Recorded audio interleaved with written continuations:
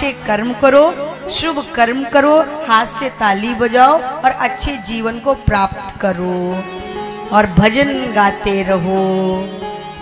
सांवरा मेरा सांवरा, सांवरा मेरा सांवरा, हो सांवरा मेरा सांवरा, सांवरा मेरा सांवरा, सांवरा मेरा सांवरा,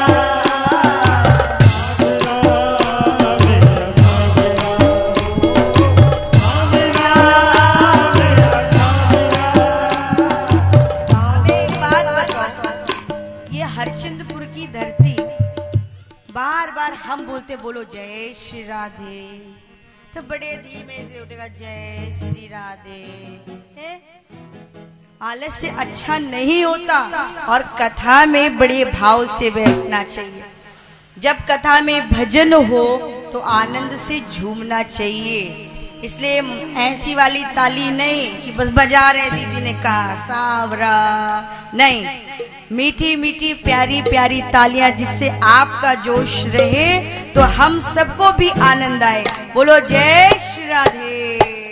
सांवरा मेरा सांवरा, सांवरा मेरा सांवरा,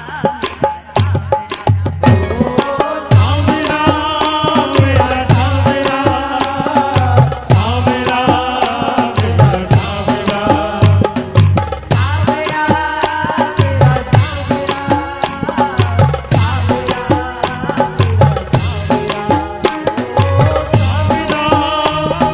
सांवरा,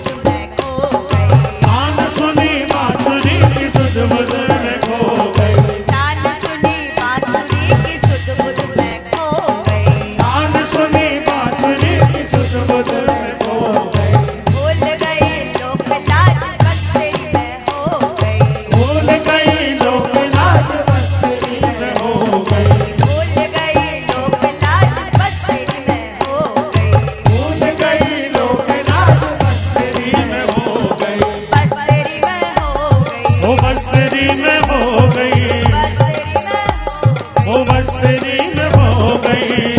छोड़ के तुमको, छोड़ के तुमको जाओ किधर, छोड़ के तुमको जाओ किधर, सावरा जादूगर, ले गया तेरे घर, सावरा जादूगर, ले गया तेरे घर, सावरा जादूगर।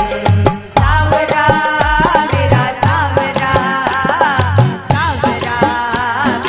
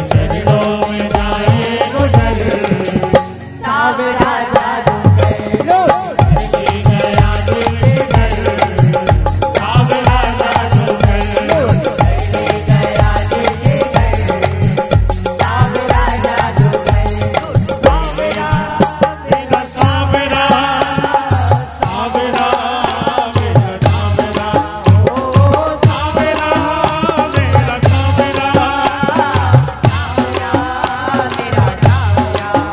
लुट के ले गया दिल जिगर सावरा जादूगर लुट के ले गया दिल जिगर सावरा जादूगर वो सावरा जादूगर वो सावरा जादूगर सावरा जादूगर सावरा जादूगर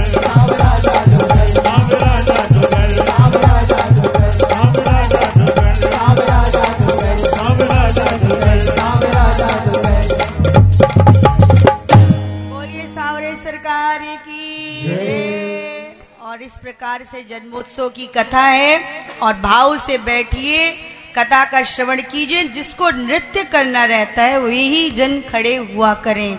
बोलो राधा रानी सरकार की जय। और इस प्रकार से नरकों की कथा आई, 28 प्रकार के नरकों का वर्णन हुआ है। लेकिन जो भी भक्त भाव से प्रभु का भजन करते हैं, और यहाँ तक कि कह दिया है मानस में, भाई कुभाई अनक आलसहु नाम जपत मंगल दिशि दसहु। जैसे भी ले सको प्रभु का नाम लो, खा पी के लो, आराम से लो, कोई नियम कानून की आवश्यकता नहीं है। नियम कानून के चक्कर में फंसोगे तो कहीं ना कहीं भगवान का नाम छूट जाता है। इसलिए आराम से लीजिए, और जो ये नरकों की कथा बताई गई है मानवीय जीवन को संवेदना और करुणा से युक्त करने के लिए कि हम ऐसे कार्य ना करें, हम किसी जीव की हत्या ना करें, हम परोपकार के कार्य करें, हम प्रकृति का सम्मान करें, हम अपनी गंगा मैया का सम्मान करें, यमुना मैया का सम्मान करें। श्रीमद् भागवत की कथा से हम सबको यही प्रेरणा मिलती है कि हमारा प्रकृति के प्रति भी कुछ दायित्व तो है, हम प्रकृति के लिए भी समर्पित हों। ये प्रकृति हमको दिनों रात देती जा रही है और हम प्रकृति को क्या दे रहे हैं। हम भी अपने जीवन में एक वृक्ष लगाने का संकल्प ले सकते हैं, हम भी अपने आसपास पड़ोस के वातावरण को स्वच्छ रख सकते हैं। कोई मंदिर है जिसकी स्थिति टूटी फूटी है तो सब समाज के लोग मिल करके उसका जीर्णोद्धार करा सकते हैं। भागवत की कथा से ये प्रेरणा मिलती है कि हम अच्छे बने और दूसरों को भी अच्छा बनने के लिए प्रेरित करें। तो नरक की तो आपके जीवन में कोई आवश्यकता नहीं। बोलिए जय श्री राधे। ये उन लोगों के लिए है जो बहुत प्रकार के नाना प्रकार के उपद्रव करते हैं और पाप में संलग्न रहते हैं। आगे कथा आई है उत्तानपाद के भाई प्रियव्रत की। प्रियव्रत जो है, जिनको व्रत प्रिय है वही प्रियव्रत है। प्रियव्रत के बेटे हुए आग्निद्र, आग्निद्र के बेटे हुए नाभि और नाभि के बेटे ऋषभदेव। ऋषभदेव जो है वो जैनियों के प्रथम तीर्थंकर हैं। ऋषभदेव के पुत्र हुए जड़ भरत। ये कथा भी हम लोगों की जिंदगी से जुड़ी हुई है। जड़ भरत जी अपने पिता के अनुसार ही राज करते हैं। सब कुछ अच्छे से उन्होंने अपने प्रजा को बहुत सुंदर ढंग से प्रेम दिया, पालन किया। लेकिन एक दिन मन में वैराग्य उपस्थित हुआ तो गंडकी नदी के किनारे जाकर के जप करते थे। एक हिरण के बच्चे से मोह हो गया। हिरण के बच्चे से मोह होने के कारण, जिससे आप बहुत मोह करते हो, अगर प्रभु से करोगे तो दिव्यत्व आएगा। बोलो जय श्री राधे। हलवाई की जलेबी से करोगे तो हलवाई के घर पैदा हो जाओगे। इसलिए क्या है, हमारा मोह किससे है ये माने रखता है। अब जड़ भरत जी राज्य त्याग कर आए, गंडकी नदी के किनारे तपस्या, फंस गए हिरनी के बच्चे के मोह में, उसका लालन पालन करने लगे। और एक दिन मृगों का झुंड आया, वो चला गया। अभी अकेले रह गए तो रोते बैठ के कहाँ होगा, कैसा होगा, क्या कर रहा होगा, फंस गए। इसलिए भगवान ने इनका अगला जन्म हिरण का बना दिया। हिरण बनकर आए तो स्मृति शेष थी, तो अब हिरणों के झुंड में रहते तो सूखी सूखी घास खाते, हरी घास नहीं खाते थे। और फिर काल कवलित हुए, उस अरण्य में अग्नि लगी तो एक आंगिरस पंडित के घर उत्पन्न हुए। पिताजी ने सोचा कि भाई पंडित बन जाएगा, पुरोहित बन जाएगा, लोगों के यहाँ पूजा कराएगा। बोलो गायत्री मंत्र याद करो, बोलते ही नहीं, एक शब्द नहीं बोलते। तो पिता ने कहा ये तो जड़ है, बिल्कुल जड़ है। बन गए जड़ भरत, कुछ बोलते ही नहीं थे। भाभी और भाई कहते काम का नकाज का दुश्मन, अनाज का हट्टा कट्टा। 40 वर्ष के हो गए, बोले नहीं, कुछ बोलते ही नहीं। तो भाभी ने कहा इसको भेजो, खेत पे जाए और जाकर के जो धान की फसल लगी उसकी रखवाली कर। भेज दिया, चले गए, कुछ मना नहीं किया। वहां भी जाकर के राम जी की चिड़िया, राम जी का खेत खा ले चिड़िया, भर भर पेट मन से बुलाते चिड़ियों को, चिड़िया आकर खेत खा के चली गई। भाभी आई लेके डंडा, भाग यहां से, सारा खेत हमारा नष्ट करा दिया। वहां से चले गए, कुछ बोले ही नहीं। अब वहां कुछ वनवासी जा रहे थे माँ को बलि चढ़ाने, काली मैया को। ये बेचारे हट्टे कट्टे से दिख गए तो उन्होंने सोचा कि इन्हीं की बलि चढ़ा दो, कुछ बोल नहीं रहा है। लेके पहुंचे कोलभील काली जी के मंदिर, और वहां जब ले जाके बलि देने लगे तो माँ होती है, माँ करुणा है, वात्सल्य है, माँ बलि स्वीकार नहीं करती। बलि का अर्थ है बलिदान करना।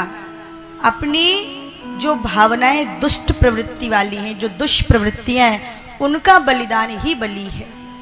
अब लेकर गए कोल भी लगा करके और बस लो मार पड़। जैसे खड़ग लेकर के काटने जा रहे थे शीश को, मां काली प्रकट हुई और खड़ग उठाकर मां ने उन लोगों का ही काम तमाम कर दिया। जड़ भरत जी को लगा मां काली मेरे ऊपर बड़ी प्रसन्न है, बोले वहां पे भी कुछ नहीं, प्रणाम किया, वहां से निकल गए। अब देखो आफत पे आफत आती है।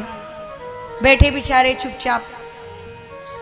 तभी एक सिंधु देश का राजा रहूगढ़ निकला, पालकी में बैठा है, उसका पालकी वाला एक गायब हो गया। अब जब वो गायब हो गया तो 4 जने मिलके ही तो पालकी उठाएंगे। एक गायब हुआ, आदेश दिया सेनापति को, जाओ देखो जा करके कोई मिल जाए तो पालकी ढोने का कार्य करवाओ। देखा बाहर आकर के तो ये बेचारे पीपल के पेड़ के नीचे बैठे थे। कहा पालकी ढोगे?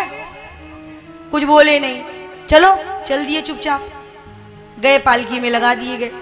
अब जब पालकी में लग गए तो अब ये चीटा बचावे चीटी बचावे, कहार लेके पालकी चल रहे हैं, ये चीटा चीटी बचा रहे हैं। जब चीटा चीटी बचा रहे हैं तो वो राजा रहूगढ़ बोला, अरे हट्टे कट्टे देखने में हो, एक पालकी नहीं ढो पा रहे हो? कुछ नहीं बोले, फिर चले आगे।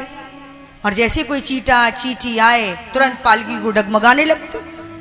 आप तो रहूगढ़ को गुस्सा गई, अरे भाई दुबले पतले होते तो कोई बात नहीं, तुम खा पी कर हट्टे खट्टे एक पालकी का भार नहीं ढो पा रहे हो। तो आज इन्होंने सोचा, ये भारतवर्ष का संत है, परमहंस संत, किसी को अपने कंधे पर बिठा ले, अपने सामने बिठा ले और निरे वो ऐसे ही रह जाए, मूर्ख। तो रहूगढ़ बैठा हुआ है पालकी में, अब इन्होंने कंधे पर बिठाला तो इन्होंने ज्ञानोपदेश किया। कहा राजन ये बताओ, ये जो तुम कह रहे हो कि मैं पालकी का भार नहीं ढो पा रहा हूं, मुझे भार क्यों लगेगा? ये जो धरती है ये एक टुकड़ा, उस पर खड़े हम दूसरा टुकड़ा, पालकी रखी है तीसरा टुकड़ा, तो हम थोड़े न ढो रहे हैं, जो ढो रहा होगा उसको कष्ट होगा। रहूगढ़ का मतलब क्या तुम्हारा, तुम फिर कौन हो? कहा ना मैं आंख हूं, ना मैं कान हूं, ना मैं नाक हूं, ना मन हूं, ना बुद्धि हूं, मैं तो वो चैतन्य हूं। कहा कौन चैतन्य? कि आत्म तत्व जो तुम हो वही मैं हूं। रहूगढ़ का बड़ी उल्टी सीधी बातें कर रहे हो, कौन हो तुम? बताया तो, जो तुम वही मैं। अब तो रहूगढ़ को बड़ा आश्चर्य, नीचे आया पालकी से, आकर पूछने लगा, बताइए कहीं ऐसा तो नहीं जिन कपिल से मिलने के लिए मैं जा रहा हूं, कपिल आप ही हैं? नहीं, मैं वो नहीं हूं। राजन एक बात बताओ, फूल से इत्र बना लिया, अब इत्र को कैसे आप दूसरी चीज में परिवर्तित करोगे? फूल से इत्र निकल आया, इत्र से क्या निकालोगे? ये इत्र ही आत्मा का स्वरूप है। मैं एक आत्मा हूं। कहा मुझे आत्मज्ञान करिए, ये आत्मा का स्वरूप क्या है? आत्मा का स्वरूप है आनंद। बोलो जय श्री राधे। हर परिस्थिति में जो प्रसन्न रहे, जो आनंद में रहे, वही आत्मा है। और जो उस परमात्मा, उस विराट का एक अंश है, जब जागृति तब पूर्ण रूप से उदय हो जाती है और मनुष्य को पता चल जाता है कि वो है कौन। और कैसे बताया उन्होंने? कहा चूल्हा है, चूल्हे में लकड़ी है, लकड़ी जला दो, उस पे भगोना रख दो, उसमें जल डाल दो, जल खौलने लगेगा। लकड़ी का संबंध, अग्नि का संबंध किससे हुआ? जल से हुआ। जल वाष्प बन गया, और जब वाष्प बन गया तो उसमें चावल डालो तो पक जाएगा ना, तो चावल का संबंध हो गया जल से, गर्म जल से। लेकिन राजन इसी की जगह पत्थर डालो तो पत्थर नहीं उबलेगा, वो स्थिर रहेगा। ऐसे ही आत्मा स्थिर तत्व है, उसमें कोई परिवर्तन नहीं होता, वो अपरिवर्तनीय है। ये ज्ञानोपदेश रहूगढ़ को क्यों किया जड़ भरत जी ने? क्योंकि जड़ भरत जी वही है जिसने हिरन को बहुत प्यार दिया और हिरन रहूगढ़ बना, वही राजा। बोलो जय श्री राधे। तो आज जड़ भरत जी ने आत्मज्ञान उपदेश दिया है रहूगढ़ को, और इस प्रकार से आगे कथा, आप सभी लोग उस कथा से परिचित हैं, अजामिल की कथा। और अजामिल की कथा हम लोगों के जीवन से किस प्रकार जुड़ी है? क्योंकि अजामिल ने अनजाने में भगवान का नाम लिया था, बड़ा दुष्ट था, हुआ तो ये ब्राह्मण वंश में, लेकिन आचरण ऐसे करता था। वैश्या को ले आया था, पर इसके यहाँ कुछ संत भोजन करने आए थे, तो उन्होंने कहा था कि अपने पुत्र का नाम नारायण रख देना। सेखी में नाम नारायण रखा था। और जब अंत काल आया तो अपने बेटे से प्रेम करता है, इसलिए बुलाया था नारायण नारायण नारायण।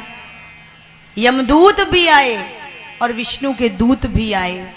विष्णु के दूतों ने यमदूतों से कहा, जब कोई नारायण नारायण कहता है, राधे राधे कहता है, राम राम कहता है, अंत समय में नाम लेता है, तो उसको भगवान का लोक मिलता है। इसलिए इसके अधिकारी हम लोग हैं, हम लोग लेके जाएंगे। यमदूतों ने यमराज से जाकर कहा, तो यमराज ने कहा, भैया हंसते खेलते उठते बैठते जो गोविंद बोले वहां अपनी एंट्री नहीं है। मैं भी बहुत डरता हूं, इसलिए जो भी जन भगवान का नाम लेते हैं उनको भगवान का ही धाम मिलता है। इसलिए अजामिल एक्स्ट्रा जीवन पा गया था, 10 वर्ष और जिया। फिर उसने भगवान का नाम लिया और भगवान के लोक चला गया। ये कथा हमारे जीवन में कहाँ किस तत्व से जुड़ी है? ये उसी तत्व से जुड़ी हुई है कि ठीक है, कर्म हमें करने, हम मनुष्य बनकर आए हैं, हमें बच्चों का लालन पालन करना है, संकटों से गुजरना है, संसार दुखालय भी है, लेकिन धीरज का त्याग नहीं करना है प्रतिकूलता में।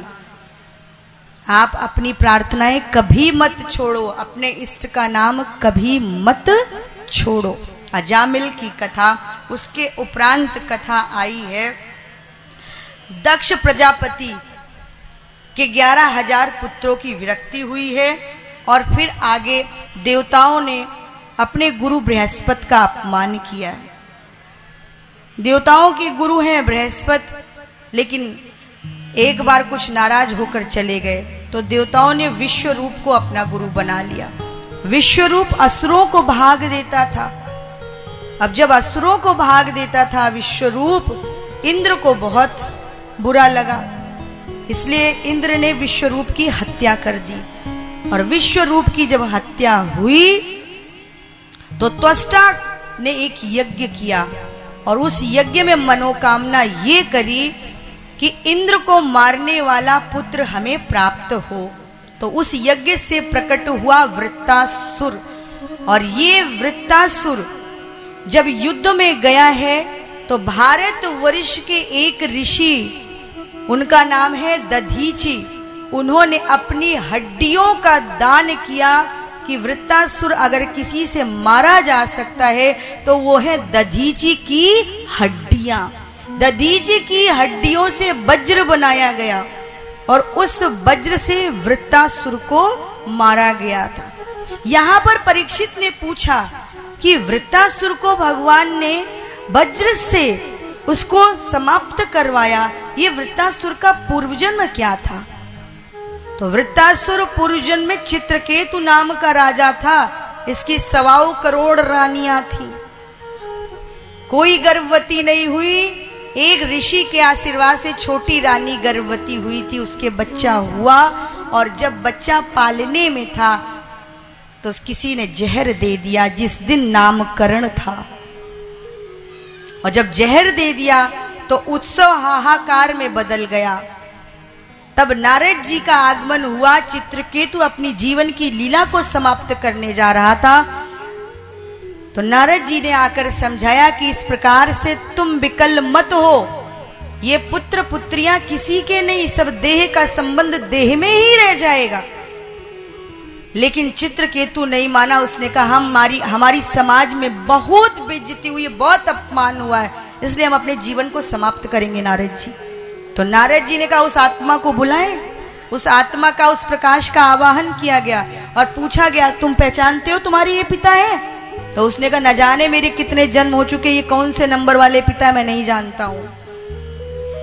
वहीं से चित्रकेतु को वैराग्य हुआ और चित्रकेतु को नारद जी ने बताया ये जो रानियां हैं तुम्हारी ना, इन्होंने ही जहर तुम्हारे बच्चे को दिया है।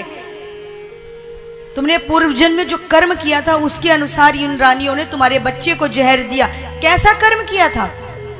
बरसात हो रही थी झमझम झमझम झमझम और चूल्हे में कंडा लगाया, उस कंडे में बहुत सारी चींटियां थी, वे सारी चींटियां जल गई और जब वे चींटियां जली तो वही तुम्हारी रानियां बनकर आई और जैसे वो जली थी आज तुमको शोक में ले जाकर जलाया उन्होंने, अपना बदला पूरा किया है।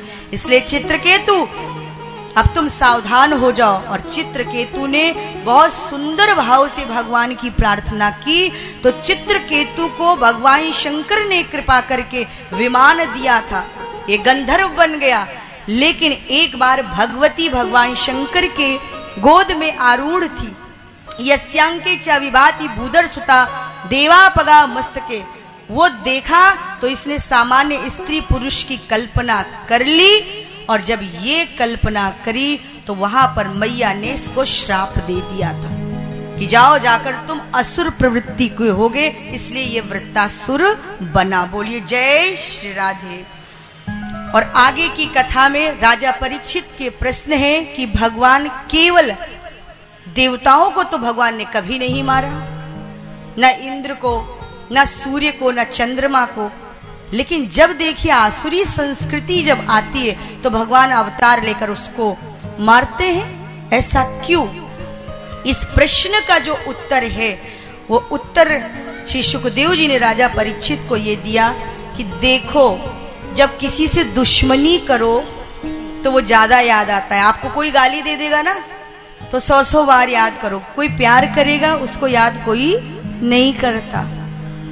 आपका मित्र हो, रात में फोन करो 12 बजे, भैया हमें गाड़ी की बड़ी जरूरत है, अरे वो तो हमारी गाड़ी कोई लेके गया है, और पता चल जाए नहीं गाड़ी खड़ी है तो ये सुबेरे से चलने लगेगा, मेरे मित्र ने मेरे साथ ऐसा किया।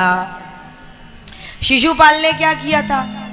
शिशुपाल ने भगवान को गाली देना शुरू किया और शिशुपाल की माँ भगवान की बुआ लगती थी। प्रभु ने कहा था जिस दिन बुआ इसकी 100 गालियां पूरी हो जाएंगी उस दिन मैं इसको मार दूंगा।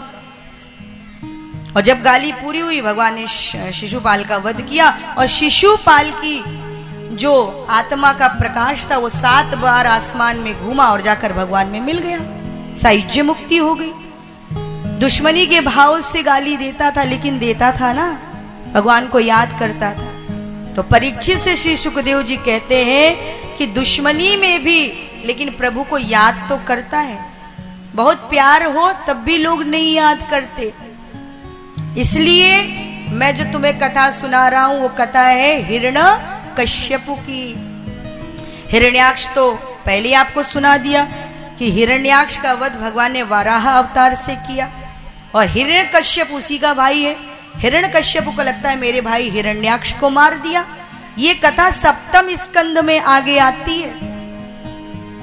सप्तम स्कंद की कथा है हिरण्यकश्यप और प्रहलाद की। हिरण्यकश्यप हिरण्याक्ष का भाई का बदला लेना चाहता है तो ये तपस्या करने गया। वहां पर एक तोता बैठा था। वो क्या कहता था? वो कहता था विष्णु विष्णु विष्णु नारायण नारायण विष्णु विष्णु। तो हिरण्यकश्यप को साधना में व्यवधान हुआ, लौट आया। पत्नी कयादू ने कहा एक बात बताओ, तुम लौट क्यों आए? कहा क्या करें? एक तोता था वो कहता था विष्णु नारायण विष्णु नारायण। कयादू बार बार पूछती क्या कहता था क्या कहता था क्या कहता था? विष्णु नारायण विष्णु नारायण। कयादू सुनती गई और उसी रात गृहस्थ धर्म में प्रवेश किया और प्रहलाद का बीजांकुरण हो गया। नारायण नारायण सुनते सुनते कयादू गर्भवती हुई और दूसरे दिन हिरण्यकश्यप चला गया तपस्या करने और इधर कयादू के गर्भ में प्रहलाद। और पता चला है कि इसके गर्भ में बच्चा है तो इंद्र अपहरण करना चाहते कि हिरण्यकश्यप का वंश नहीं बढ़ने देंगे, ये दुश्मनी पैदा होगा। तो नारद जी ने बचाया, कयादू को अपने पास ले गए, अपने पास रखा और संत का संस्कार मिला। हिरण्यकश्यप की तपस्या पूर्ण हुई और इधर कयादू ने पुत्र को जन्म दिया जिसका नाम प्रहलाद नारद जी ने रखा था। अब ये बच्चा और इसकी माँ जब हिरण्यकश्यप आया तो नारद जी के पास से लेकर के आ गए। बोलो राधा रानी सरकार की जय। नारद जी से लेकर के आए हिरण्यकश्यप, और हिरण्यकश्यप के पास उनका बच्चा आ गया। बहुत प्यारा बच्चा है प्रहलाद। एडमिशन करा दिया।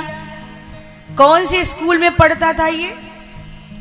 प्रहलाद का एडमिशन किस स्कूल में कराया गया? हिरण्याक्ष, जो इनका भाई था, उसके नाम पे एक स्कूल खोला गया था, और उसी के नाम से एक विश्वविद्यालय भी था, हिरण्याक्ष दानव विश्वविद्यालय। हिरण्याक्ष कॉलेज में इनका एडमिशन हो गया। ये पढ़ने लगे, लेकिन ये पढ़ाते थे। ये बच्चों से कहते थे नारायण नारायण नारायण बोलो, बोलो नारायण नारायण। एक दिन हिरण्यकश्यप ने देखा कि ये मेरे दुश्मन का नाम गाता है। कहा, इधर आओ प्रहलाद, ये तुमको गुरुजी ने सिखाया है कि नारायण नारायण बोला करो। शुक्राचार्य के दो पुत्र शंडामर्ग, शंडामर्ग बताओ तुमने सिखाया? मैंने नहीं सिखाया, ये खुद सीख गया।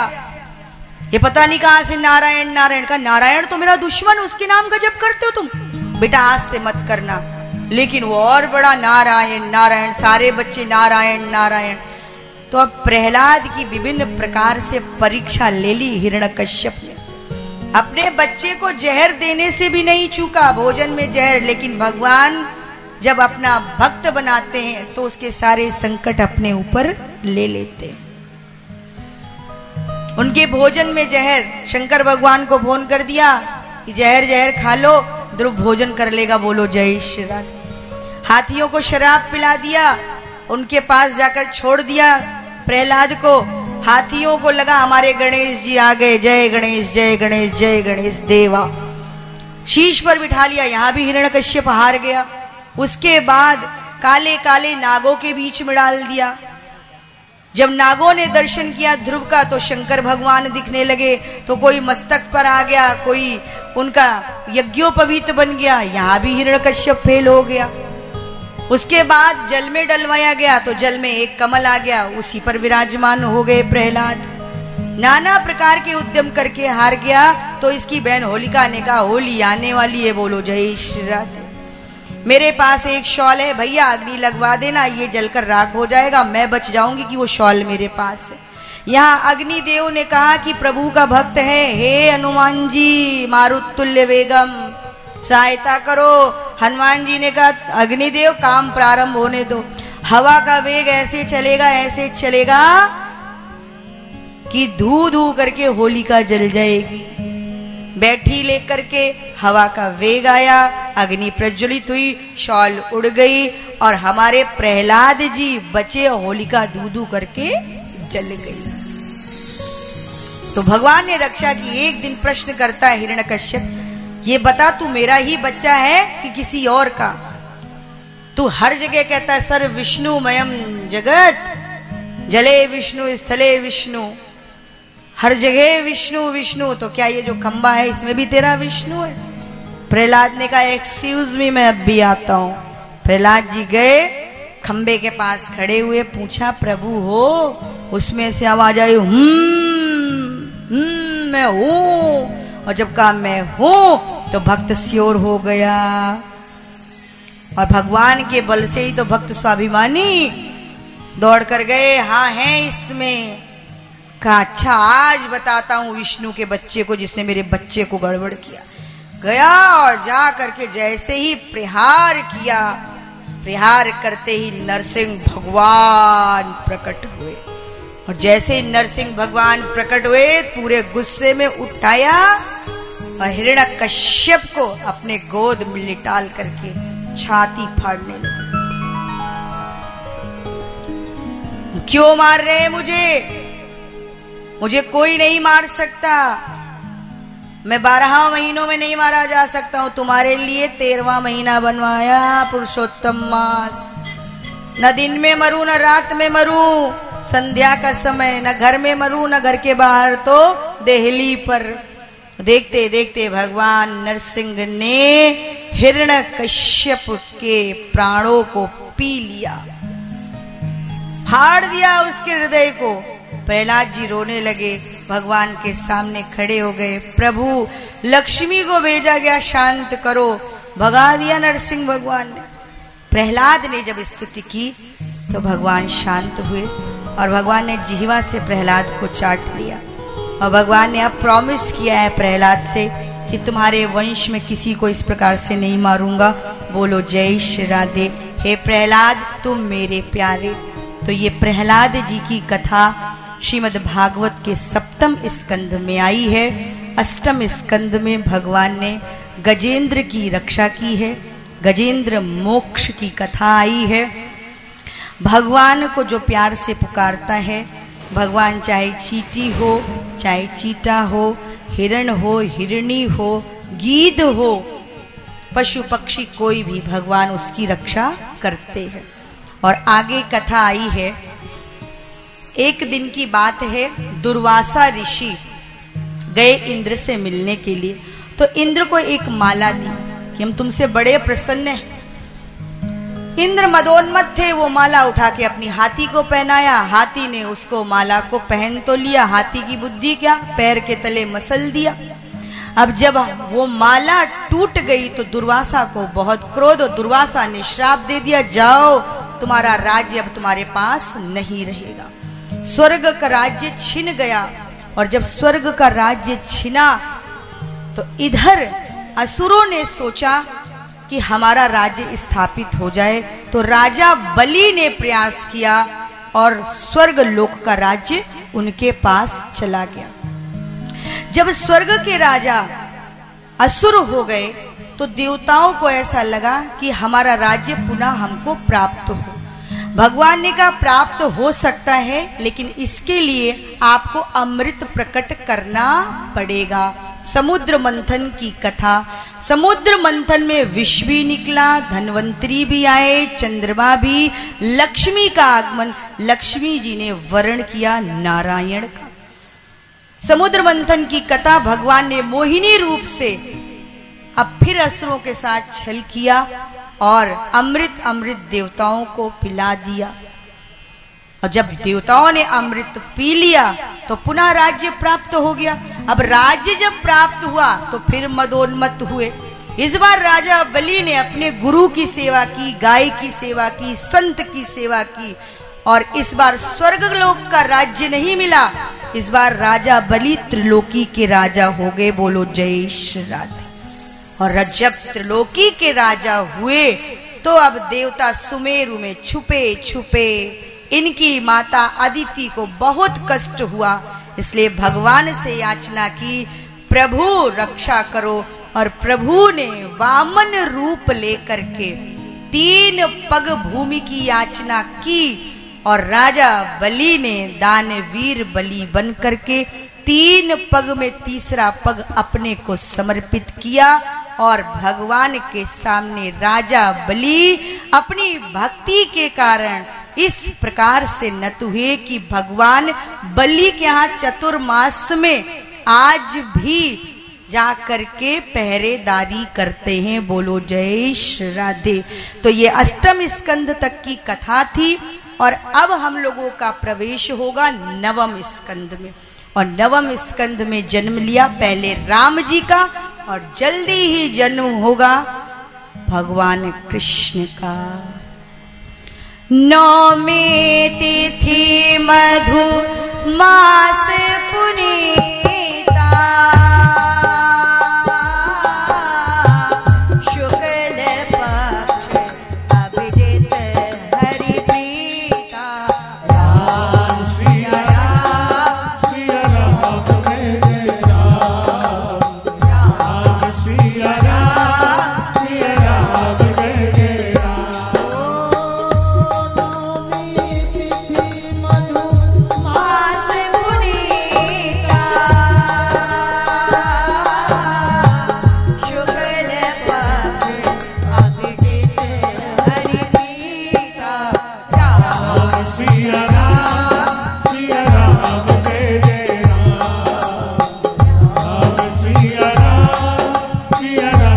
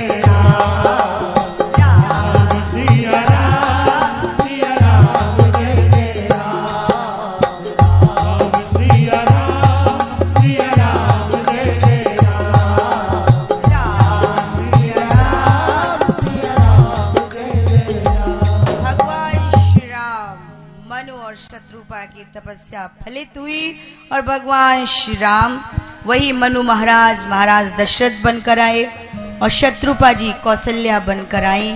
इनकी तपस्या और तपस्या फलित ये हुई कि राम रूपी रत्न इनको प्राप्त हुए। इनके साथ ही भरत, शत्रुघ्न, लखन लाल। राम जी हमारे जीवन का आधार है। राम संस्कार है, मर्यादा है और राम के जैसा पुत्र हो ये हर कोई चाहता है। बोलो जय सिया राम। क्योंकि राम जी समाज में जब निकलते हैं तो जो जनता से उनकी वार्तालाप है, जो जनता से उनका प्रेम है, जो वात्सल्यता है, जो राज्य की नीति है, उसमें सभी लोग इस बात को जानते हैं कि राम राज्य प्रेम का राज्य है। तुम जैसे हो मेरे हो, शबरी है, कोल भील है, जटायु है, सबको राम संस्कृति स्वीकार करती है। तो भगवान श्री राम मर्यादा पुरुषोत्तम राम का आचरण समाज में हो। अगर आपको अपने आचरण में कोई बात उतारनी है तो भगवान श्री राम के किए हुए को करो और भगवान कृष्ण के कहे हुए को पकड़ो। जो गीता में कहा उसको पकड़ना है। उन्होंने जो किया वो नहीं करना है। राम की मर्यादा, राम की संस्कृति और राम की प्रार्थना और आपके संपूर्ण जीवन में राम की मर्यादा होगी तभी आप महाराष्ट्र में प्रवेश कर पाओगे। बिना भगवान श्री राम के भागवत की कथा में कृष्ण की ओर नहीं जा सकते। तो नौमी अकेली थी, वृद्धावस्था वाली नौमी को अलंकृत किया भगवान श्री राम ने। और आपको आगे की कथा पता है, जब कभी राम कथा होगी तब सुनाएंगे। भगवान श्री राम का जन्म मंगलवार को 12 बजे दोपहर में और कन्हैया जी का 12 बजे रात में। दोपहर का समय भूख का होता है, जो राम राम कहता है तो आराम मिल जाता है। और 12 बजे रात्रि का समय काम में प्रवेश करने का समय होता है, जो कृष्ण कृष्ण कहता है वो काम वासना से बच जाता है। बोलो जय श्री राधे। इसलिए भगवान कृष्ण रात्रि के 12 बजे आए और 9वें स्कंद में भगवान श्री राम की कथा का गान किया। उनका विवाह कैसे हुआ, कैसे रावण का वध हुआ। उसके बाद आगे की कथा में ये राजा परीक्षित ने प्रश्न पूछा है कि राम कथा हो गई, अब हमें जरा श्रवण कराइए कि हमारे ठाकुर जी का जन्म कैसे हुआ। कहा चंद्रवंश में हुआ और फिर तुम्हारे दादाजी लोगों से मिले। द्रौपदी मैया से कहा ऐसे नहीं सुननी है, पूरी कथा सुनाइए, कैसे आए, कैसे इनका प्राकट्य हुआ। तो राजा परीक्षित को देख करके श्री सुखदेव जी कहते राजन जल तो पी लो, चौथा दिन है कथा सुनाते सुनाते आपने जल नई कथा सुनेंगे। तो श्री सुखदेव जी ने कहा कि राजन सम्यक व्यवस्थिता तौ बुद्धि, तुम्हारी बुद्धि बिल्कुल सम्यक हो चुकी है, एक एक इंद्रिय प्रभु में लग गई है। ब्रह्मा के पुत्र हुए अत्रि, अत्रि के पुत्र हुए चंद्रमा, चंद्रमा के बेटे हुए बुध और बुध के बेटे हुए पुरुरवा। और इसी चंद्रवंश में एक राजा हुए जिनका नाम हुआ विश्वामित्र। देखिए विश्वामित्र जी आपके मानस में भी आए और विश्वामित्र जी श्रीमद् भागवत में भी आए। विश्वामित्र के वंश में एक राजा हुए जिनका नाम था ययाति और ययाति से ही यदु वंश का प्रारंभ हुआ। ययाति के 2 विवाह हुए थे, एक देवयानी से हुआ था और एक शर्मिष्ठा से हुआ था। देवयानी कौन है और शर्मिष्ठा कौन है? देवयानी जो है वो यदु को उत्पन्न करने वाली, जिनसे यदु वंश चला है और ये शुक्राचार्य की पुत्री है। इनका विवाह ययाति से हुआ था। शर्मिष्ठा और देवयानी दोनों सहेलियां हैं। एक बार एक कुएं पे स्नान कर रही थी, तो देवयानी जब स्नान कर रही है तो बड़े भाव से स्नान करके जब निवृत्त हुई, सामने शर्मिष्ठा खड़ी थी। शर्मिष्ठा ने क्या किया कि देवयानी को कुछ उलाहना जैसी दे दी। तो देवयानी ने शर्मिष्ठा को कुछ बताना चाहा, धक्का देना चाहा, तो शर्मिष्ठा ने देवयानी को उठा के कुएं में डाल दिया। उधर से राजा यदु जा रहे थे, राजा ययाति जा रहे थे, उन्होंने इनको बाहर निकाला तो शुक्राचार्य ने इनका विवाह उनसे करा दिया। देवयानी ये ब्राह्मण है और शर्मिष्ठा क्षत्रिय है। शुक्राचार्य ने सजा दे दी कि तुमने मेरी बिटिया को कूप में डाला था, अब तुमको इसकी दासी बनकर जाना पड़ेगा। ये बात ययाति को पता है कि ये क्षत्रिय पुत्री है, तो दासी को भी पत्नी के रूप में गंधर्व विवाह कर लिया और उनसे जो पुत्र हुआ वो पुरु और तुर्वस हुआ, और इधर देवयानी से जो पुत्र हुआ वो यदु हुआ, और यदु से ही यदुवंश चला है। और इसी यदुवंश में आगे चल करके देवमीढ़ नाम के राजा और देवमीढ़ के एक रानी से अर्जन परजन हुए, एक से हुए सूरसेन। अर्जन परजन से नवनंद, जिसमें एक नंद बाबा भी हुए, और सूरसेन से वसुदेव हुए। वसुदेव का ही विवाह किससे हुआ था? देवकी से।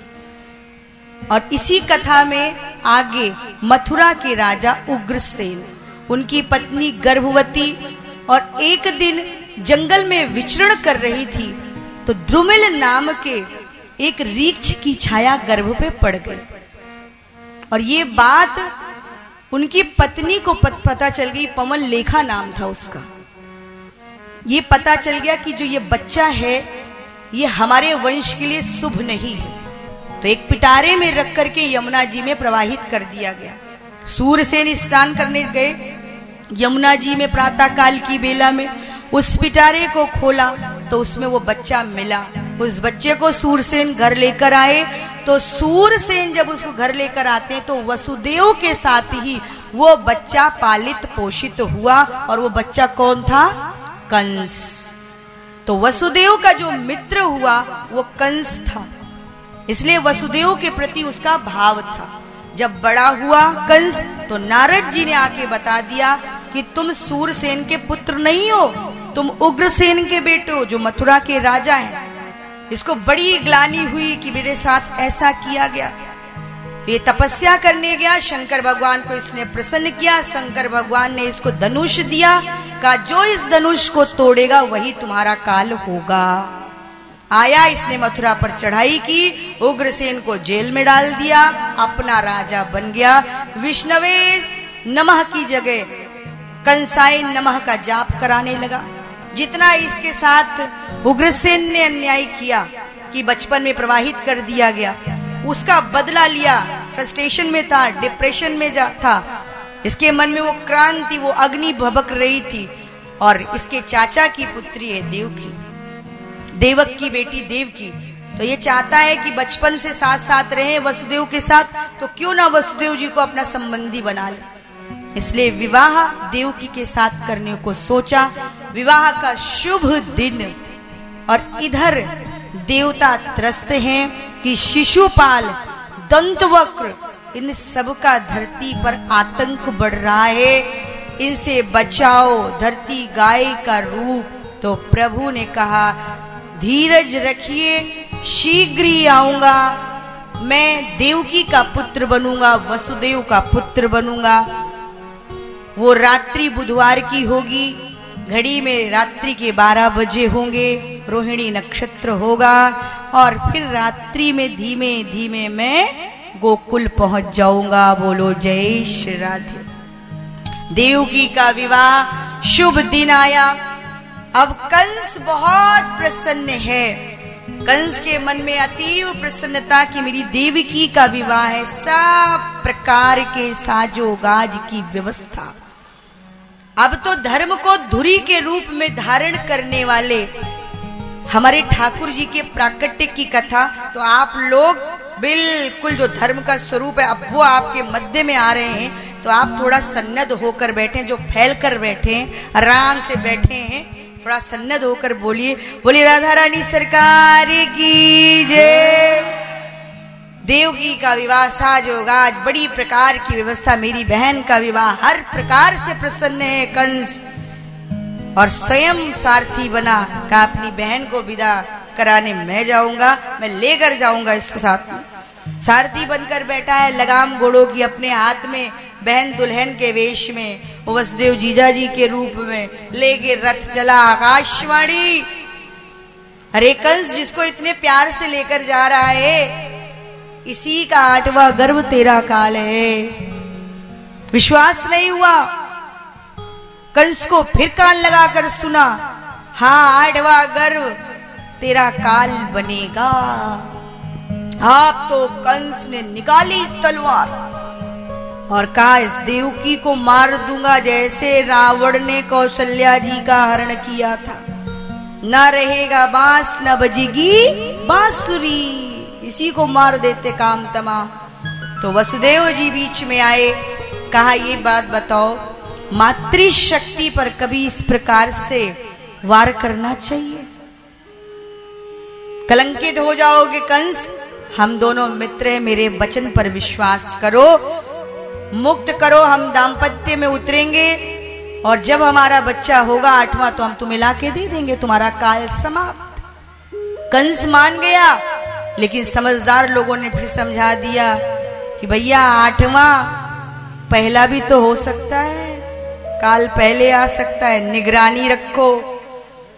जेल में डाल दिया, पैर में जंजीर बांध दी, हाथ में जंजीर, जिस देवकी को इतना प्यार करता था। लेकिन होनी को कोई टाल नहीं सकता। पहला पुत्र उत्पन्न हुआ कीर्तिमान, लाके दे दिया गया। ऐसे करते करते 6 लोगों को समाप्त कर दिया। क्रूर बन गया, मार देता, उठा के पटक देता। अब 7वां गर्भ, तो भगवान को लगा भैया लखन छोटा बनकर आया था, बड़ी सेवा मेरी की, इस बार उसने वचन लिया था कि तुम अपने मन की ना करो, कम से कम मैं बड़ा बनूंगा तो मेरी बात तो मानोगे। जब छोटा बनकर आया था तब सुनते ही नहीं थे। बड़े भैया इस बार बड़ा शेषनाग मैं बलराम बनकर आऊंगा। तो योग माया को आदेशित किया कि संकर्षण आकर्षण करो, एक गर्भ को दूसरे गर्भ में ट्रांसफर। और योग माया ने ये कार्य किया, आकर्षण किया और देवकी के उस गर्भ को रोहिणी जो गोकुल में रह रही थी वहां स्थापित किया। अब 8वां गर्भ, सब स्तुति कर रहे हैं कि प्रभु कब आओगे, प्रभु कब आओगे। कंस को किसी ने बताया वो काला काला होगा, पेट में दाढ़ी होगी। काला काला, कोई काली साड़ी में महिला दिख जाती, वो साड़ी उतरवा देता कंस, अरे निकालो काला। कोई काजल नहीं लगा सकता था, कोई काली चीज का प्रयोग नहीं। जीरे का तड़का भी दाल में काला काला दिखे तो वो फिकवा देता था। रात में स्वप्न आने लगे और भगवान तो लीलाधारी, अक्सर दिखाई देते हैं मामा के बच्चे। कंस मैं तेरा काल, बेचारा डरा डरा। उसकी पत्नी अस्ति प्राप्ति, अस्ति देख मेरा काल, प्राप्ति देख मेरा काल। उसको अशुभ स्वप्न आने लगे, अपने को गधे पर बैठा देखने लगा। आज मैं दक्षिण दिशा की ओर गधे पे बैठा जा रहा था, सेनापतियों ने कहा कि काम तमाम होने वाला है, तभी ऐसे सपने आ रहे हैं पापी को। लेकिन बेचारे कुछ बोलते नहीं। और अब इसको अशुभ और जो भक्त हैं उनको शुभता। ऐसा लगता है ऋषियों को, संतों को कि हमारी प्रार्थना पूरी होने वाली है, हमारी प्रार्थना का फल मिलने वाला है। यमुना में हिलोरे, गाय के स्तनों से दुग्ध की धारा प्रकट होने लगी। जो लोग प्रार्थना करते उनके आंखों से अपने आप अश्रु निकलने लगे। सब मुदित हैं, जो भक्त भाव वाले हैं उनको प्रसन्नता है। और धीमे धीमे महीने बढ़ने प्रारंभ हुए। जो साधक जन थे उन्होंने अपनी तपस्या को तीव्रता दे दी। और इधर हरचंदपुर वालों की तरफ से एक फोन कॉल हम करते हैं भगवान को। बताओ प्रभु, यहाँ आना चाहते हो? नहीं? क्यों? अच्छा ठीक है, बता देते हैं। प्रभु ने कहा है कि जब प्यार से पुकारेंगे तब हम इनके नगर में आएंगे, इसलिए हाथ उठाइए, हाथ उठाओ और बोलो राधे राधे राधे राधे जपो चले आएंगे बिहारी, राधे राधे जपो चले आएंगे बिहारी, राधे राधे जपो चले आएंगे बिहारी, अरे राधे राधे जपो चले आएंगे बिहारी, आएंगे बिहारी चले आएंगे बिहारी, आएंगे बिहारी चले आएंगे बिहारी, आएंगे बिहारी चले आएंगे बिहारी, आएंगे बिहारी चले आएंगे बिहारी, राधे राधे रतो चले आएंगे बिहारी, राधे राधे जपो चले आएंगे बिहारी, राधे राधे जपो चले आएंगे बिहारी, राधे राधे जपो चले आएंगे बिहारी, आएंगे बिहारी चले आएंगे बिहारी, आएंगे बिहारी चले आएंगे बिहारी, आएंगे बिहारी चले आएंगे बिहारी, आएंगे बिहारी चले आएंगे बिहारी, राधे राधे राधे रतो चले आएंगे बिहारी, राधे राधे जपो चले आएंगे बिहारी, राधे राधे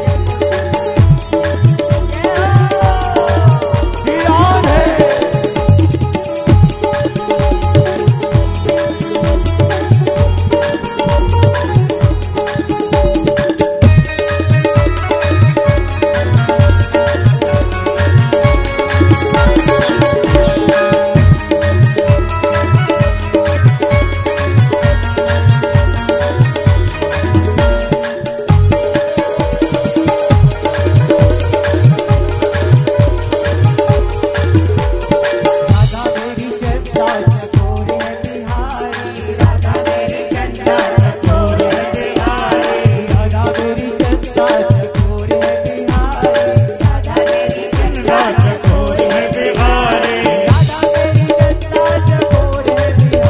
राधा मेरी चंदा चकोर है बिहारी, राधा मेरी चंदा चकोर है बिहारी, राधा मेरी चंदा चकोर है बिहारी, राधा मेरी चंदा चकोर है राधे राधे श्री राधे राधे रखो चले आएंगे बिहारी, राधे रतो चले राधे राधे रखो चले आएंगे बिहारी, राधे राधे जपो चले आएंगे बिहारी,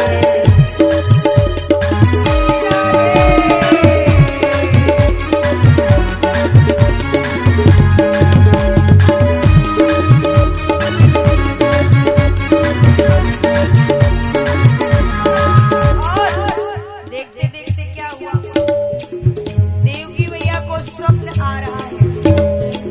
जिस कारागार में देवकी मैया है उसमें नीली नीली रोशनी, और वो रोशनी पूछती है माँ मैं आऊं मैं आऊं मैं आऊं, नीली नीली रोशनी का प्राकट्य। और देखते देखते बुधवार का दिन है, घड़ी ने रात्रि के 10 बजाए।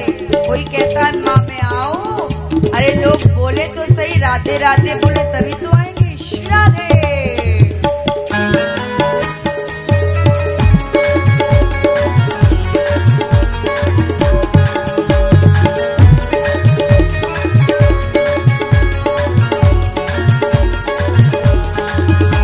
अरे राधा रानी सागर तरंग है बिहारी, राधा रानी सागर तरंग है बिहारी, राधा रानी सागर तरंग है बिहारी, राधा रानी सागर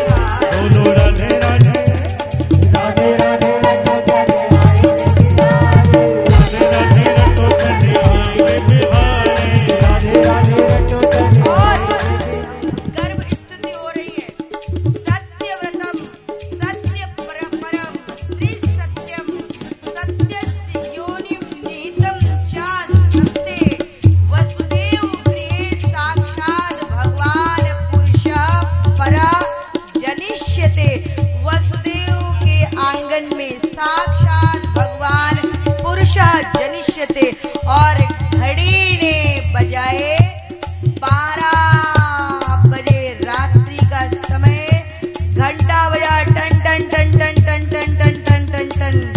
देखते देखते भगवान चतुर्भुज नारायण प्रकट हो गए।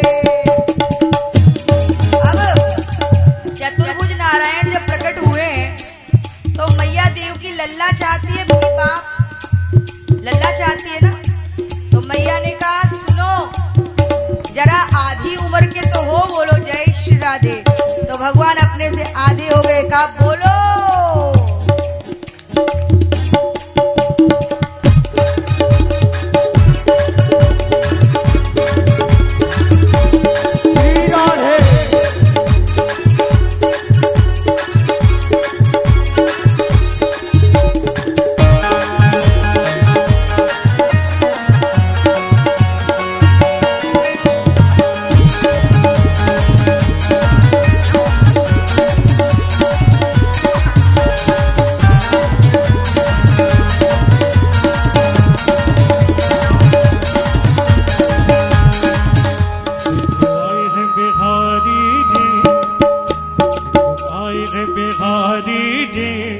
सब मिल स्वागत करो,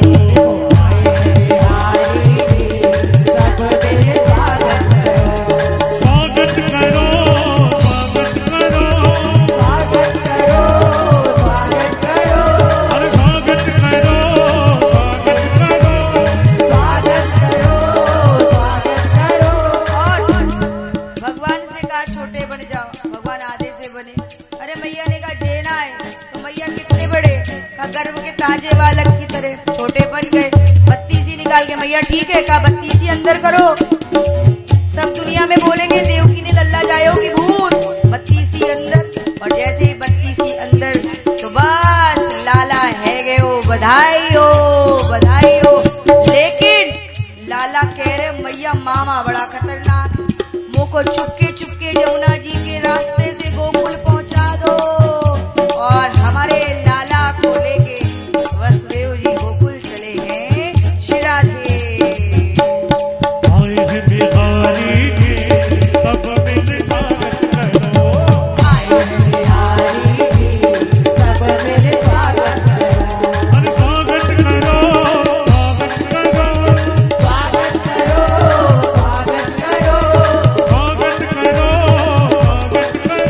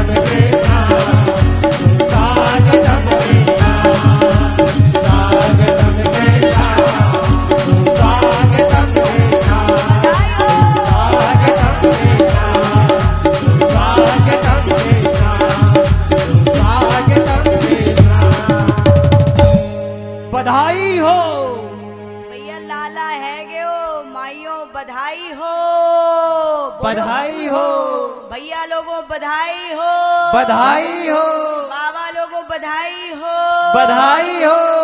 आप सभी को बहुत बहुत बधाई। हरचंदपुर में लाला प्रकट है गयो। जय जय श्री राधे। जय श्री राधे।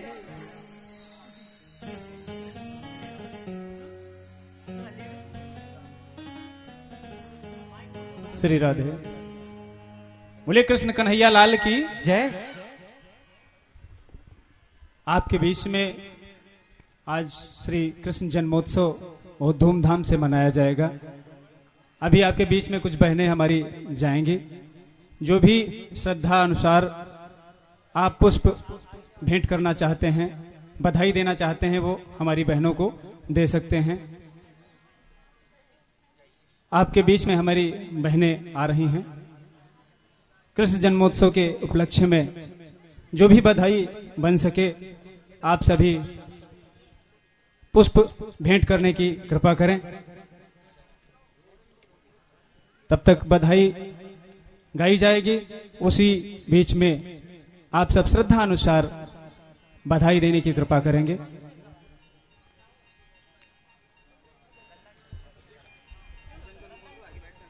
श्री राधे। श्री राधे। और एक बात का विशेष ध्यान रखेंगे कि जब बधाई हो यहाँ से तो आप अपने स्थान पर जिनको नृत्य करना होगा वही लोग खड़े हों। वैसे लाला का जन्म हुआ है तो सभी को झूमना चाहिए, लेकिन एक बात का ख्याल, अपने वस्तुओं का ख्याल आपको रखना है। आप अपने वस्तु का ख्याल स्वयं रखेंगे।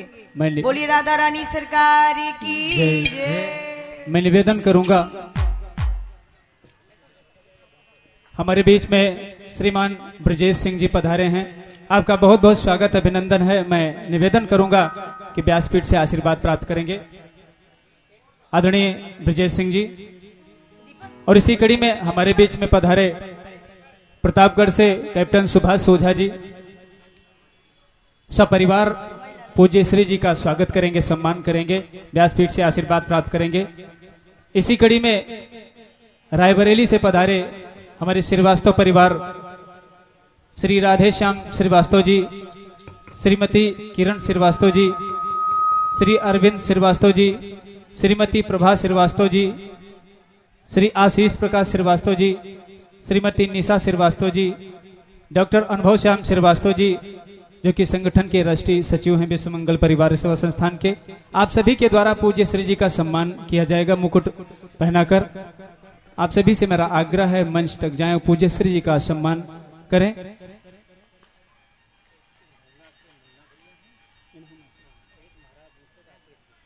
इन्होंने से मुन्ना भैया जी पधारे हैं। आपका बहुत बहुत स्वागत अभिनंदन है। आप भी मंच तक जाएंगे, व्यासपीठ से आशीर्वाद प्राप्त करेंगे। श्रीमान राकेश गुप्ता जी जो कि महाराजगंज से पधारे हैं, आपका भी बहुत बहुत स्वागत अभिनंदन है। जोरदार तालियों से स्वागत करें। हमारी बहनें आपके बीच में पहुंची हुई हैं। कृष्ण जन्मोत्सव के उपलक्ष्य में बधाई जो श्रद्धा अनुसार प्रेषित करना चाहते हैं करें। श्रीवास्तव परिवार की ओर से दीदी श्री जी को चांदी का मुकुट पहनाकर उनका स्वागत हो रहा है। जोरदार तालियों से स्वागत करेंगे।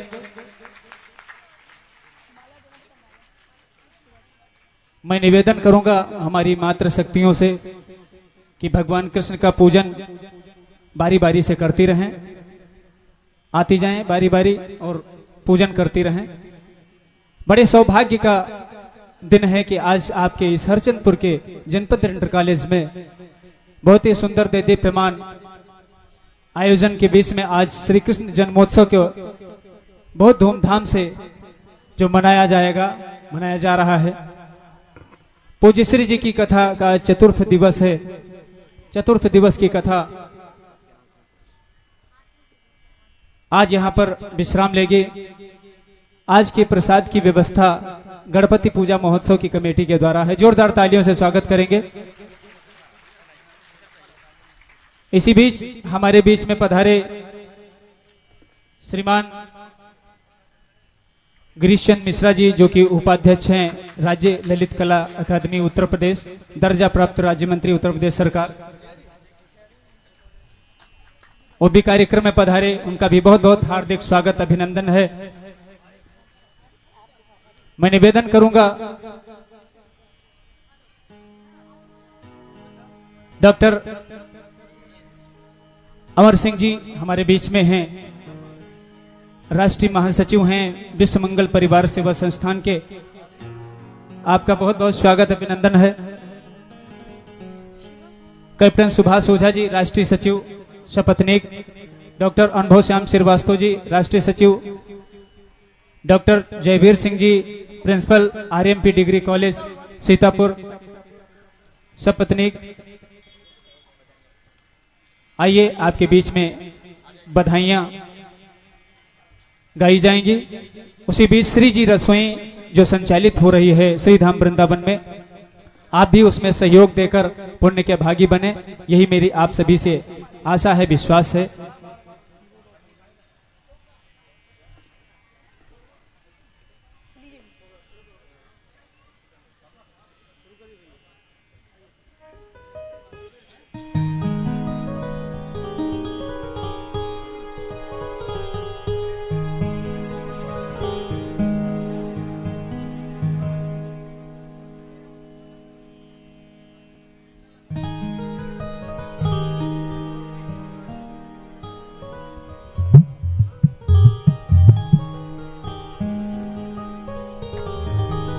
श्री राधे।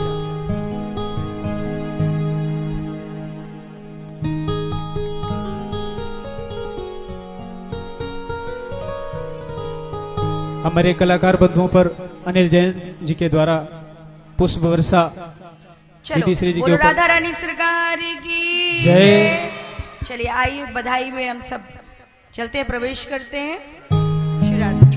लल्ला की सुनने के मैं आई, यशोदा मैया दे दो बधाई।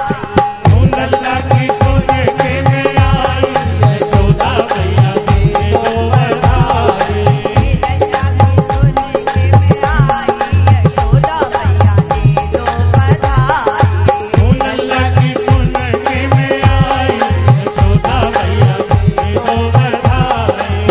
दे दो बधाई मैया दे दो बधाई।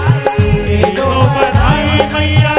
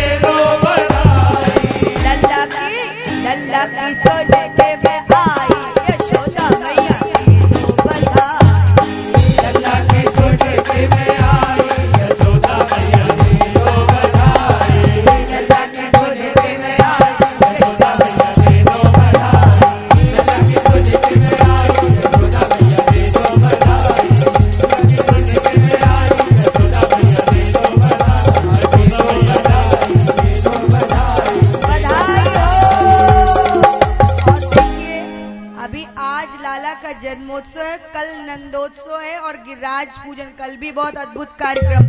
और देखो जो भाव से उछलेगा उसको व्यास पीठ से प्रसाद दिया जाएगा। इसलिए जो आज नृत्य करेगा भाव से उसको राधा रानी की कृपा मिलेगी। अभी बधाई हो रही है, अपना ख्याल रखते हुए झूमिए, बोलिए जय जय श्री राधे। हो सब चलो ननद के द्वार, तेरे द्वार लाला के दर्शन करवावे।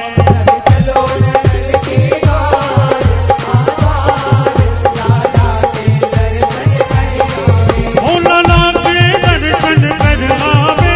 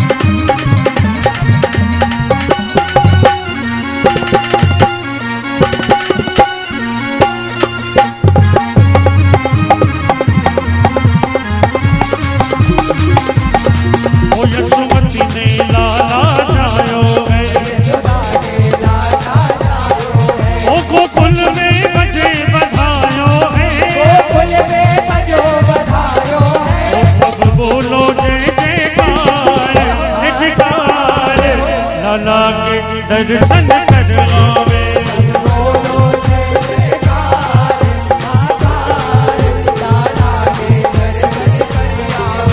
लाला के दर्शन करवावे।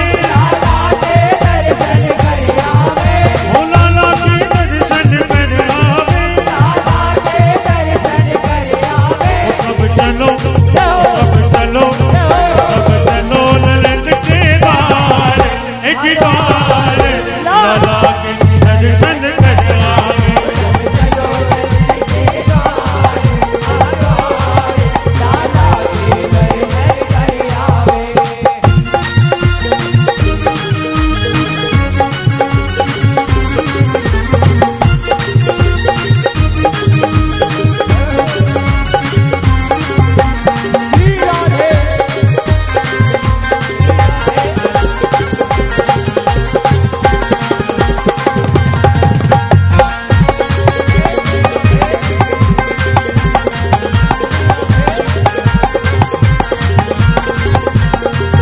सखी ढोल लगाने बाज रहे, ओ सब नंद भवन में नाच रहे। ओ सखी ढोल लगाने बाज रहे, ओ सब नंद भवन में नाच रहे। ओ सब नाच दे दे ताल ताल, लाला के दर्शन करवावे।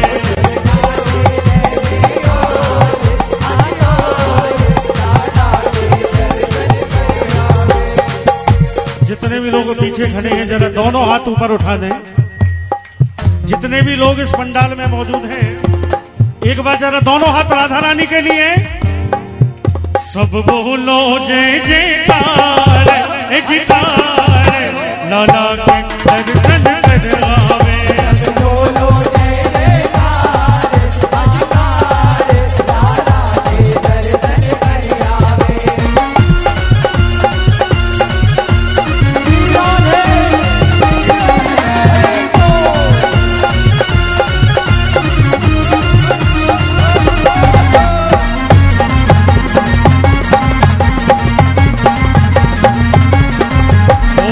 मंडल में खुशियाँ आई,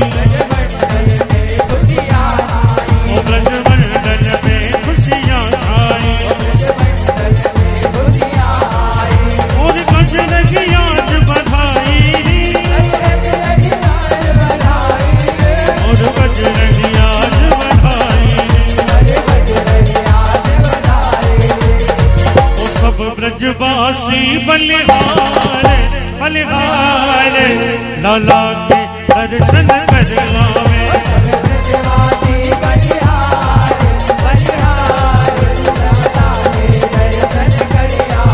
सखी नंद यशोदा के द्वार बधाई बाज लगे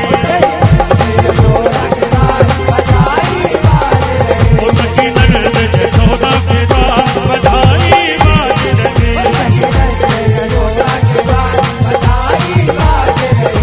अरे गोपी ग्वाल सब हिल मिल आए अरे गोपी ग्वाल सब हिल मिल आए और लाए हैं भर भर का बधाई बाज लगे उसकी नंद यशोदा के द्वार बधाई बाज लगे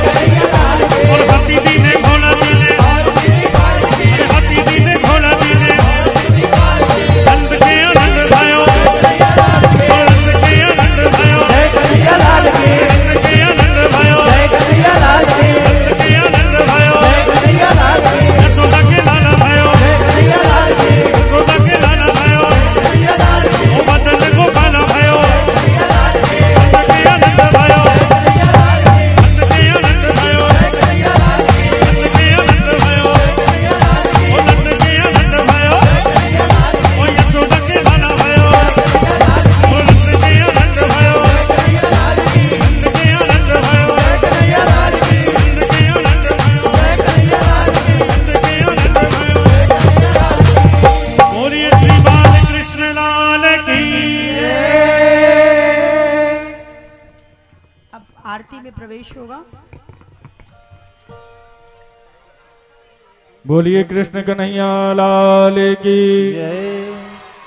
सभी भक्तों से मेरा ऐसा निवेदन है, सभी माताओं से ऐसा निवेदन है कि आप सभी के पास आरती की जो थालियां आती हैं, आप उन थालियों को एक बार दो बार घुमाने के पश्चात अगल में बगल में जिसने आरती नहीं की हो उनको दे दें, जिससे कि सभी लोग आरती कर सकें। और आप सबसे ऐसा निवेदन भी है कि आरती के उपरांत आरती लेकर के और प्रसाद लेकर के ही अपने गृहों को प्रस्थान करें। आइए बालकृष्ण लाल की आरती करते हैं। ओम चंद्रमा मनसो जात चक्षो सूर्यो अजायत सूत्राद्वायुष प्राणश्च मुखाग्निरजायत। आरती बाल कृष्ण की जय, आरती बाल कृष्ण की जय। अपनों जन्म सुफल कर लीजय, अपनों जन्म सफल कर लीजय। श्री यशोदा को परम दुलारो, श्री यशोदा को परम दुलारो। बाबा की अखियन को तारो, बाबा की अखियन को तारो। गोपिन के प्राण सो प्यारो, गोविंद के प्राण सो प्यारो। इन पे प्राण नौछावर कीजय, इन्हें पर प्राण नचावर कीजय। आरती बाल कृष्ण की जय, आरती बाल कृष्ण की जय। बलदाऊ को छोटो भैया, बलदाऊ को छोटो भैया। कनुआ कह के बोलत भैया, कनुआ कहीं कहीं बोलत भैया। परम मुदित मन नेत बनैया, परम मुदित मन लेत बनैया। यह छवि नैनन में भर लीजय, यह छवि नैनन में भर लीजय। आरती बाल कृष्ण की जय, आरती बाल कृष्ण की जय। श्री राधा बड़े सुघड़ कन्हैया, श्री राधा बड़े सुख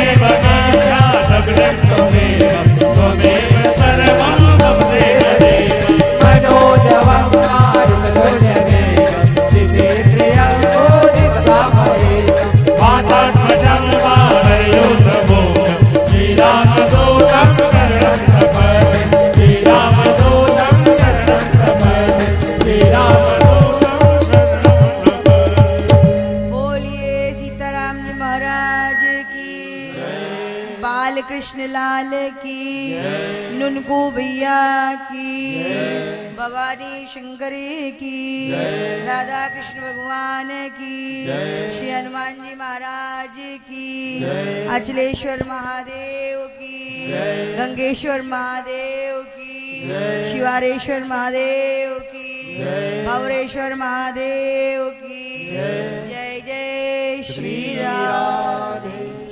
ओम आरार्धक्यं समर्पयामि जलेन शीतलीकरणं देवो शान्तिरन्तरिक्षगुं शान्तिः पृथिवी शान्तिरापः शान्तिरोगदयः शान्तिः वनस्पतयः शान्तिर्विश्वे देवाः शान्ति ब्रह्म शान्तिः सर्वगुं शान्तिः शान्तिरेव शान्तिः सामः शान्तिरेधि। अत हस्ते अक्षत पुष्पाणि गृहीत्वा समस्त यजमान हाथ में अक्षत पुष्प लेकर के श्री बालकृष्ण लाल की मंत्र पुष्पांजलि करें। हरि ओम जनेन जिद्यमयजन्त देवास्तानि धर्माणि प्रथमान्यासन्नाते हनाकं महिमानः सचन्द्र चत्र पूर्वे साध्याः सन्ति देवाः। हरि ओम एकदन्ताय विद्महे वक्रतुण्डाय धीमहि तन्नो दन्ति प्रचोदयात्। हरि ओम तत्पुरुषाय विद्महे महादेवाय धीमहि तन्नो रुद्रः प्रचोदयात्। हरि ओम नंदनंदनाय विद्महे यशोदानंदनाय धीमहि तन्नः श्रीकृष्णः प्रचोदयात्। हरि ओम वृषभानुजायै च विद्महे कृष्णप्रियायै च धीमहि तन्नो श्रीराधा प्रचोदयात्। हरि ओम अंजनी नंदनाय विद्महे वायुपुत्राय धीमहि तन्नो हनुमत् प्रचोदयात्। ओम सेवन्तिकावकुलचम्बकपाटलाब्जै पुण्यगजाधिकरभीलरसालपुष्पै बिल्वा प्रवाल तुलसी दलमाञ्जलिर्भिस्त्वां पूजयामि जगदीश्वर मे प्रसीद। नानासुगन्धपुष्पाणि यथा कालोद्भवानि च पुष्पाञ्जलिर्मया दत्तो ग्रहण परमेश्वर। ओम प्राण पुरुषोत्तमाय नमः नंदनंदनाय नमः बालकृष्णाय नमो नमः मंत्रोष्पांजलिं समर्पयामि। बोले बालकृष्ण लाल की, राधा रानी सरकार की, श्याम सुंदर यमुने महारानी की, उमापति महादेव की, हनुमान जी महाराज की, सियावर रामचंद्र की। धर्म की, धर्म की, अधर्म का, अधर्म का, प्राणियों में विश्व का, विश्व का, गौ माता की, गौ माता की, सत्य सनातन धर्म की, सत्य सनातन धर्म की, अखंड भारत की, अखंड भारत की। जय जय श्री राधे। हमारे चैनल को सब्सक्राइब करें और वीडियो सबसे पहले अपने मोबाइल पर पाने के लिए बेल आइकन को दबाएं।